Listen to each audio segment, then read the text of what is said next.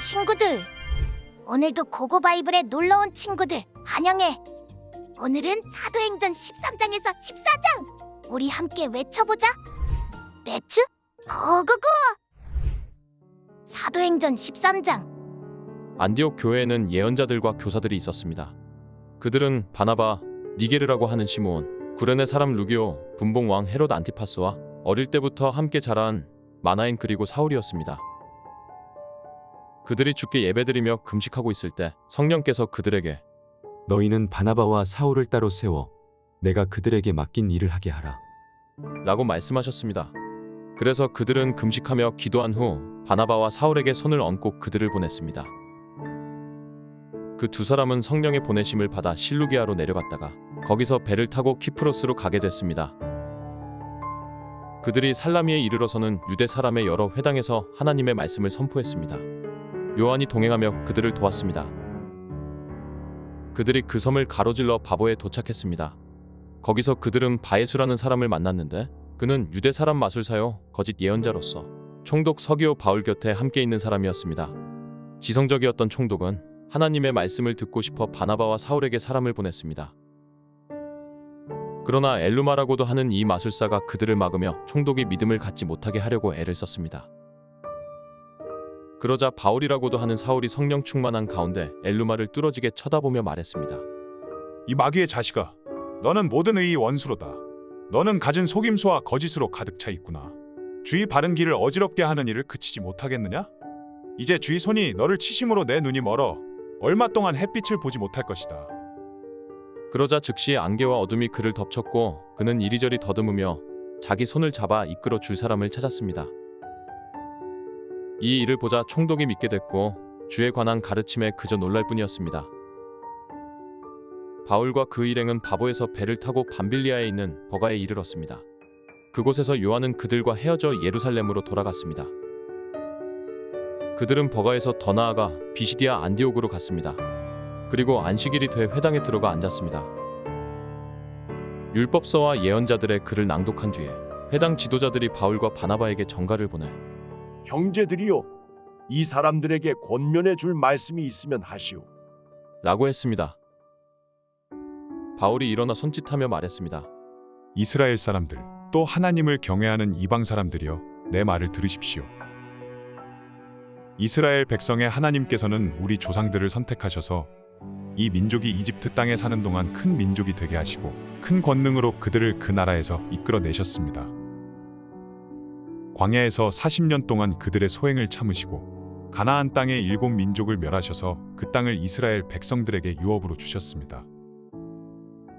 이 모든 일은 450여 년에 걸쳐 일어났습니다. 그 뒤에 하나님께서는 그들에게 예언자 사무엘 시대까지 사사들을 세워주셨습니다.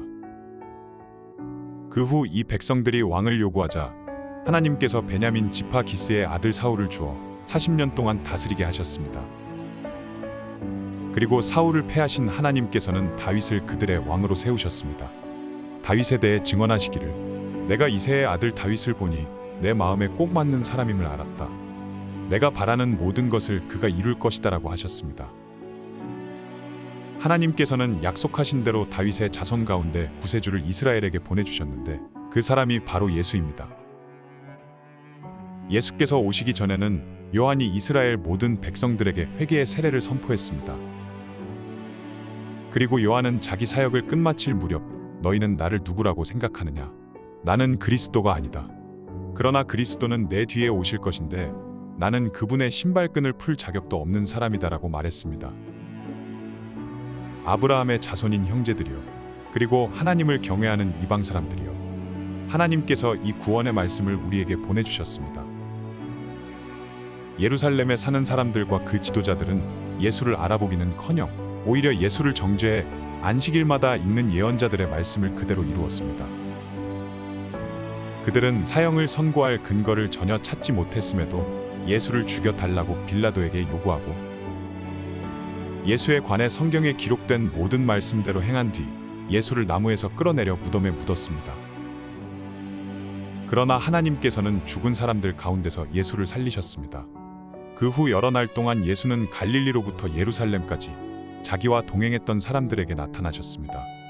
그들이 바로 지금 백성들에게 예수에 대해 증언하는 사람들입니다. 우리도 여러분에게 하나님께서 우리 조상들에게 약속하신 좋은 소식을 전하고자 합니다. 하나님께서는 예수를 살리심으로써 그들의 자손인 우리에게 그 약속이 이루어지게 하셨습니다. 이것은 시편 2편에 기록된 것과 같습니다. 너는 내 아들이다. 오늘 내가 너를 낳았다. 하나님께서는 죽은 사람들 가운데서 예수를 다시 살리시고 썩지 않게 하셨는데 이것은 내가 다윗에게 약속한 거룩하고 확실한 복을 너희에게 줄 것이다. 라고 말씀하셨던 것입니다. 또 다른 시편에도 기록되어 있습니다. 주께서는 주의 거룩하신 분을 썩게 내버려 두지 않으실 것입니다. 다윗은 한평생 하나님의 뜻을 잘 받들다 결국 잠들어 자기 조상들과 함께 묻혔고 그 시체는 썩고 말았습니다. 그러나 하나님께서 죽은 사람들 가운데서 살리신 분은 썩지 않으셨습니다. 그러므로 내 형제들이여, 예수를 통해 죄 용서를 받을 수 있다는 소식이 여러분에게 선포되고 있음을 알기 바랍니다. 여러분이 모세의 율법으로는 의롭게 될 수 없었던 모든 것에서도 예수를 믿는 사람은 누구나 의롭다고 인정을 받게 되는 것입니다. 그러므로 예언자들이 말한 것이 여러분에게 일어나지 않도록 조심하십시오. 보라, 너희 비웃는 사람들아, 너희는 놀라고 망하라. 내가 너희 시대에 한 가지 일을 행하겠다. 누군가 그 일을 너희에게 전해준다 해도 너희가 믿지 않을 것이다. 바울과 바나바가 회당에서 나오는데 사람들이 그들에게 다음 안식일에도 이 말씀을 좀 더 해달라며 부탁했습니다. 집회가 다 끝난 후 많은 유대 사람들과 유대교로 개종한 경건한 사람들이 바울과 바나바를 따라왔습니다. 그들은 그 사람들과 함께 이야기를 나누고 하나님의 은혜 가운데 계속 머물러 있으라고 권했습니다. 그 다음 안식일에는 그 도시의 사람들이 거의 다 주의 말씀을 듣기 위해 모였습니다. 그 무리를 본 유대 사람들은 시기심으로 가득 차 바울이 말하는 것을 반대하며 모욕했습니다. 그때 바울과 바나바가 그들에게 담대하게 대답했습니다. 우리는 하나님의 말씀을 여러분에게 먼저 전하지 않을 수 없었습니다. 그런데도 여러분은 그 말씀을 거절하고 영원한 생명을 얻기에 합당치 못한 사람이라고 스스로 판단하고 있습니다. 그렇기 때문에 우리는 이제 이방 사람들에게 눈을 돌립니다. 이것이 바로 주께서 우리에게 하신 명령이기 때문입니다.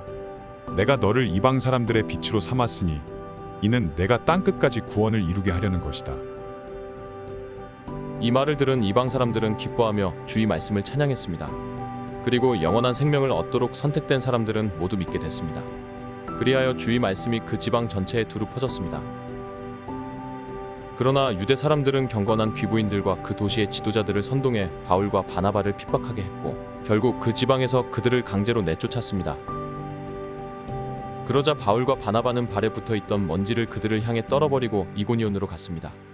제자들은 기쁨과 성령으로 충만했습니다. 사도행전 14장.